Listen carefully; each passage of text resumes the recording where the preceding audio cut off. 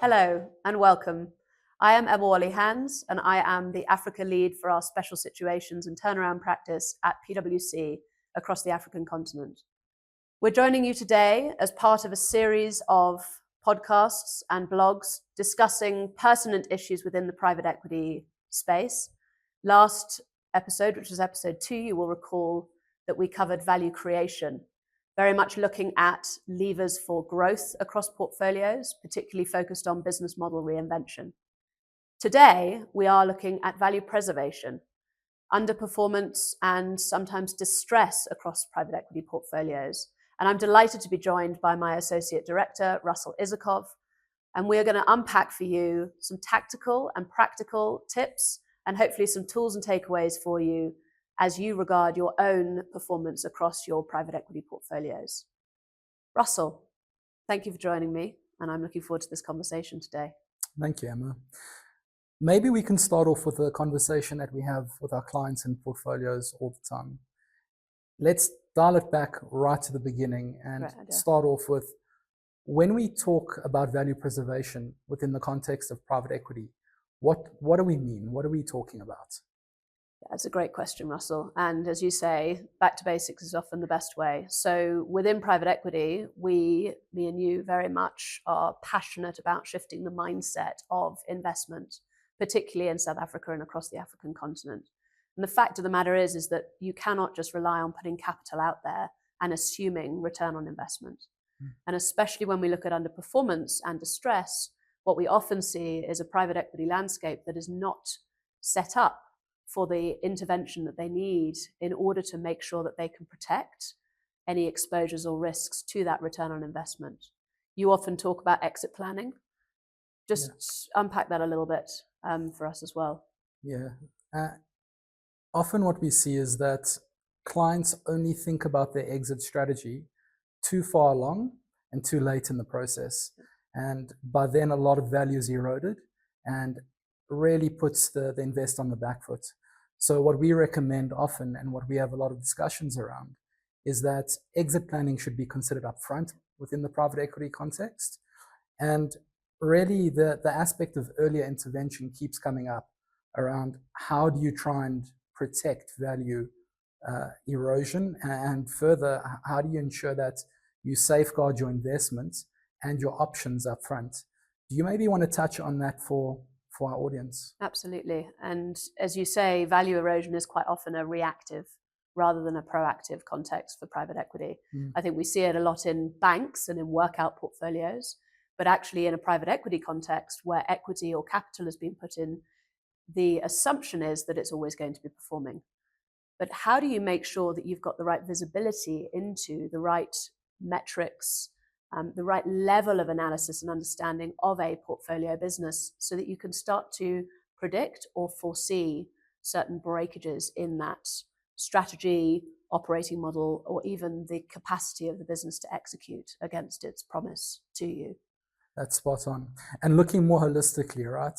Often what we see with our clients is that there's a very big fixation around financial metrics, but fully understanding the operational landscape and looking end to end across the value chain to understand where value is being eroded, what's driving that value erosion, and what are some of the root causes that need to be addressed within a pertinent turnaround plan is often what we see lacking. Absolutely. And I'll add to that as well, Russell.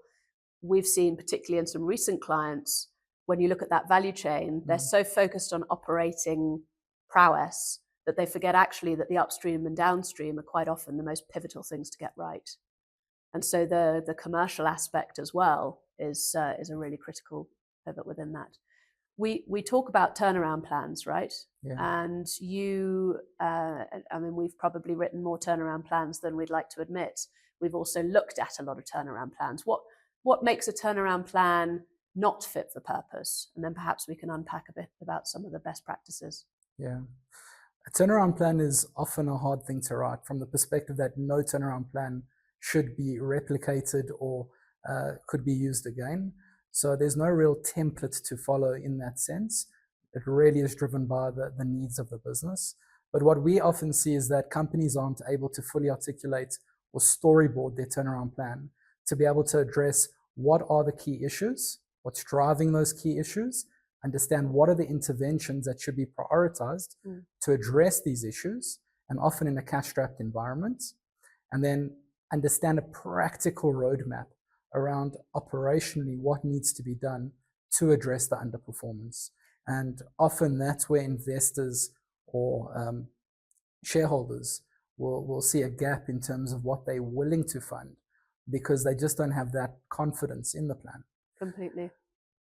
Do you maybe want to take us through an example recently where we were supporting a capital raise for a client around what was the gap that we noticed around their turnaround plan, and how did we address that with them? So it's a good one, and I know exactly which example you're talking about. As you say, we often look at these turnaround plans and they've been written to serve a purpose. They've not actually been written with the context of a valuable and applicable and executionable document of play for the business, essentially. It's a little bit like a strategy doc that sits on a shelf and never gets used or read, and nobody really understands how it's applicable. Applicability, I think, is probably the one word I would summarize of these turnaround plans in terms of the biggest gap we see. And the business that we were working with had a very thorough understanding of how it operated its business. What it didn't understand was actually where the points of erosion were taking place. And because it had a highly complex operating model, it knew how to operate, but it didn't necessarily know what it was making where it was losing when, and how best to now play some of those insights into, as you say, a very executionable roadmap.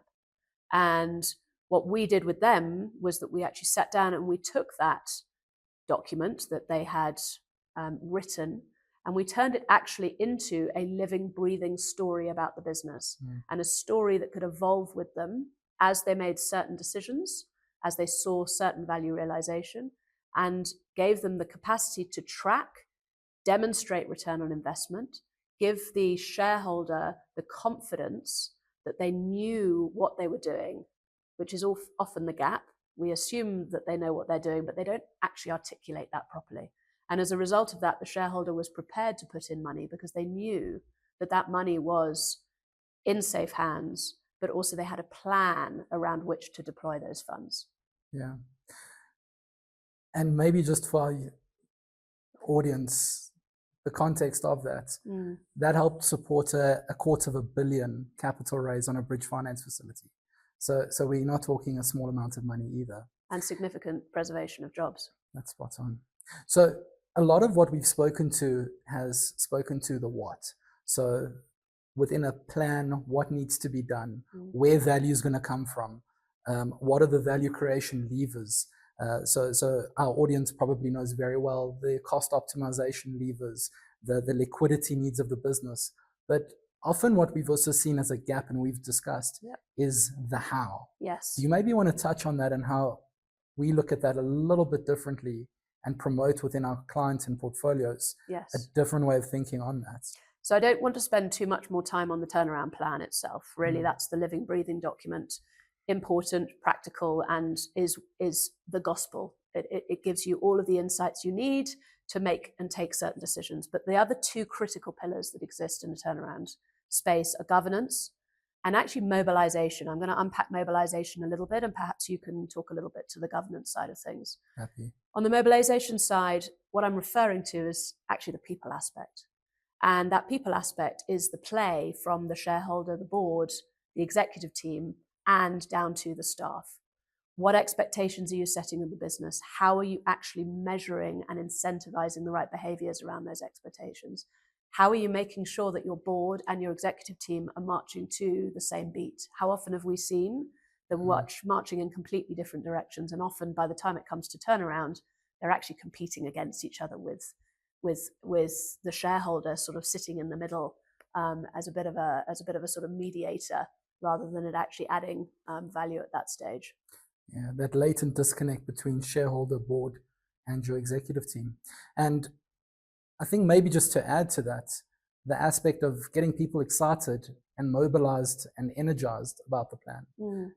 Culture is often spoken to very much as a last thought or afterthought. Completely. And that's often a play in terms of how do you get people above their business as usual to be engaged around additional work that they often have to pick up. Run the company versus fix the company. Spot on. So around the governance lever, you mentioned that as an important complement. Often what we've looked at is how do you implement leading practice like King 4 within the context of a turnaround? So really, how do you enforce certain controls that the business can have as key mechanisms of governance that play a crucial role in terms of liquidity management, oversight, and really just giving everyone, including the executive team, a bit of a playbook as to how they need to coordinate and communicate their turnaround plan. Completely, and I'd add to that as well, which is actually also it gives them the boundaries within which they can operate and play. How often have we seen boards, shareholders, and investors actually restrict themselves because they think they are enforced by certain governance restrictions, but actually there are ways in which they can structure very, very proactive relationships with businesses that they're invested into without perceived shadow director roles or otherwise. And obviously in a private equity context, you actually have a little bit more lenience around that than you do perhaps across the lender community. Russell, I know we could talk about this all day. So perhaps we should wrap up there and we can give perhaps our viewers sort of one thing to take away each. If I'll start and then perhaps you can wrap up.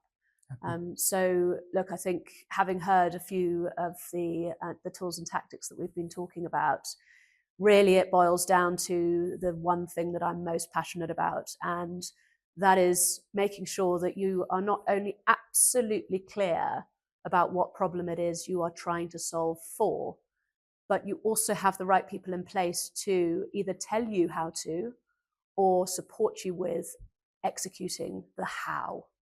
Russell? I think from our side, it's really about how do you get into the level of granularity that you need to without overstepping. So often within any case, projections are built on assumptions that are very optimistic, very bullish around a turnaround and how we're going to see a hockey stick recovery within the context of an underperforming business. But shareholders and investors should be asking the question as to what would need to prove true for these assumptions to be able to play out as they've been forecasted, and really test those assumptions rigidly to ensure that they back them and they understand what it would take for that turnaround plan to be effective or a success. So maybe just to end off, we've loved chatting and having this discussion. We would love to chat with anyone or any audience member that would like to reach out to either Emma or myself around the topic. We could have the discussion over a cup of coffee and further engage on this. It's something we're quite passionate about. If you enjoyed this conversation and would like to see more, the next conversation is a really exciting topic, which focuses on sustainability and reporting within the context of private equity. Thank you.